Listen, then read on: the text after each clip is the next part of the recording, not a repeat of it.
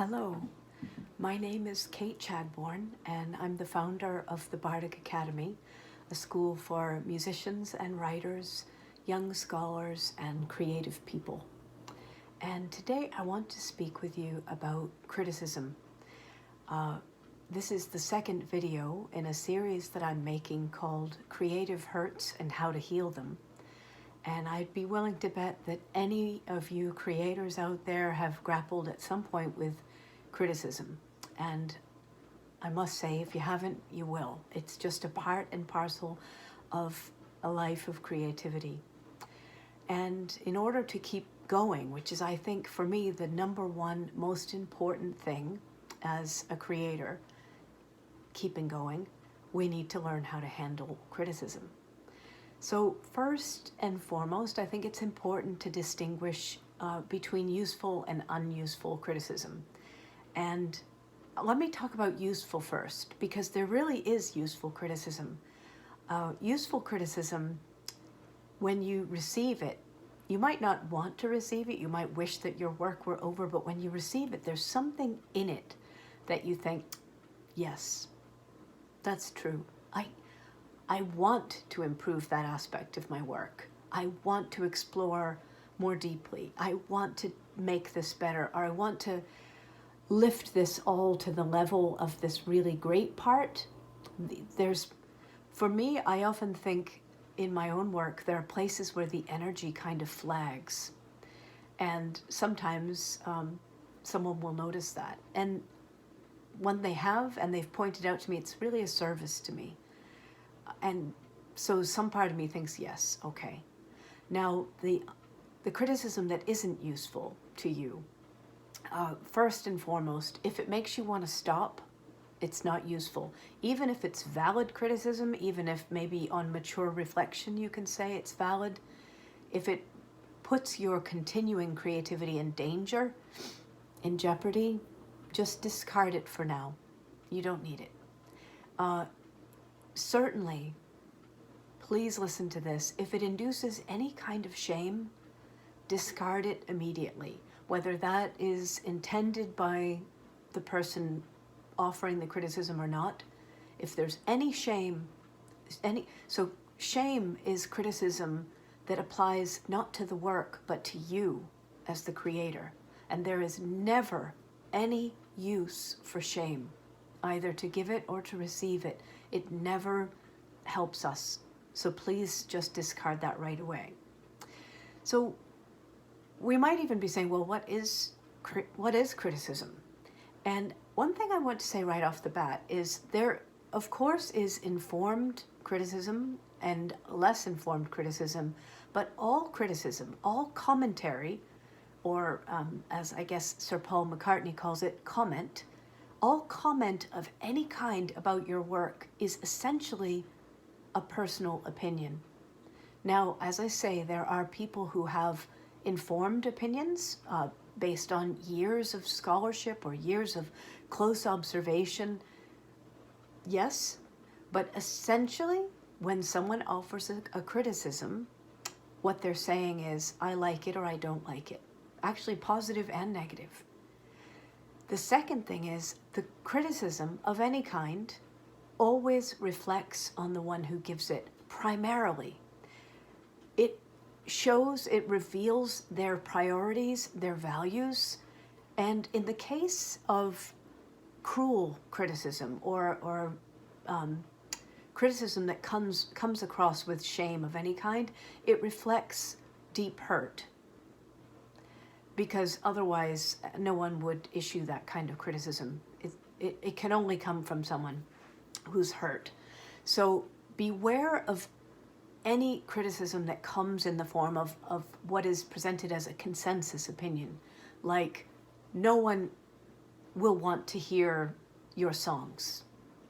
That simply means, I don't want to hear your songs. Or no one will enjoy this painting. That means I don't enjoy this painting.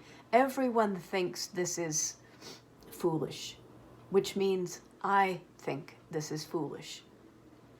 So I think that's important, that we're going to just gently discard any criticism that comes with shame, and we're going to gently discard any criticism that is couched in the form of a consensus opinion, because truly consensus does not exist, right? The poem that wins a prize in one journal is not looked at in another, right? The painting that was rejected, well, think of the annals of paintings, right, that was rejected from a incredible exhibition, later goes on to become an immortal painting. It's the way it always is. So criticism is entirely reflective of the criticizer. Okay, so how do you handle it? I want to tell you a story about criticism I received now many, many years ago, and what happened because of it. I went to a poetry conference, and the first half of the week I really enjoyed myself. I met wonderful poets. I was in a really positive classroom. We were all very excited.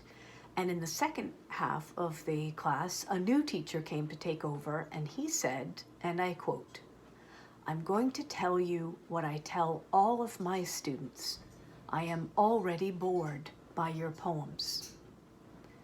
Now, as a more mature person now, I know what he was trying to say, which was, do everything you can to reach your reader, right? Be as entertaining and beguiling and thoughtful as you can. Reach beyond yourself. But of course, he said it in a really threatening kind of way. Anyway, when it came time to read my poem, he really hated my poem. And it was, I must say, a bloodbath. And here's examples. One man said, "I don't like the images in this poem." And I said, "Well, which ones?" And he said, "All of them." And by the end of the critical period, the teacher, a very well-known poet, said, "If you're going to continue to write poetry, Kate, you're going to need to become a better person." And I held it together, and I went back to my room and cried and cried. And I was not fully aware of the effect of that criticism for a couple of years, just without really understanding what had happened to me. I just stopped writing poetry. It was not dramatic. It just fell away. I didn't write another poem for at least 2 years.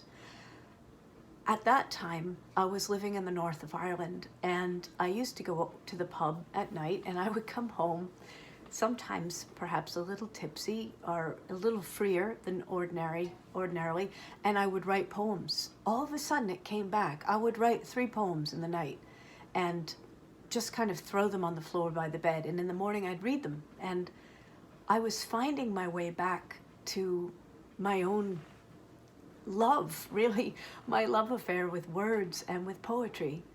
And one time I wrote, please forgive me because this is crass, but I'm going to share it with you because I really think that it helped me so much. I wrote this. It's a haiku, and it says, "To the teacher who humiliated my poem in front of the whole class." That's the title. So it's an actual haiku. "To the teacher who humiliated my poem in front of the whole class, stick this pencil in your poem's ass until it haikus." And when I wrote that, I laughed so hard. And honestly, I was cured. I came back to poetry. And I started to see that this was one man, and I think he had his own troubles. He was a great poet. He had a lot to learn as a teacher. I can't imagine speaking to students like that. Now that I'm older, I see what he was doing, but when I was younger, I took it as a comment on myself, and it really crippled me. So be careful, and perspective.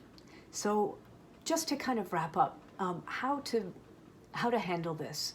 So first of all, run all comments through your own filter. Is it useful? Is it not useful? Is there something here that makes me want to reach higher or go deeper or improve some aspect of the work? Wonderful. Take it. Does it make me shut me down? Does it make me want to stop? Discard it. Just get rid of it. You don't need it.